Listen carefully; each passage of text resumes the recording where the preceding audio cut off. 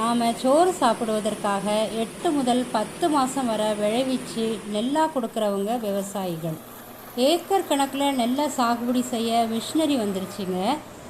இப்போ நாம் பார்க்குறது பேடி ஹார்வெஸ்டர்.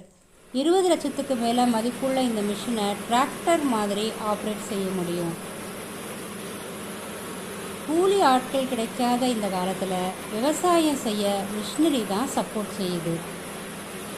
இது 1 ஏக்கர் நெல்லை 1 மணி நேரத்தில் ஹார்வெஸ்ட் செஞ்சிடலாம்.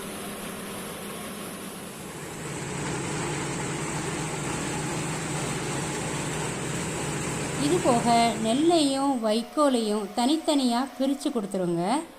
நெல் சாகுபடி நமக்கு மட்டுமல்ல, பறவைகள் விலங்குகளுக்கும் உணவு கொடுக்கக்கூடியதுங்க. வீட்டிலேயே நெல்லிலிருந்து அரிசியாக மாற்ற மினி ரைஸ் மில் கூட இருக்குது.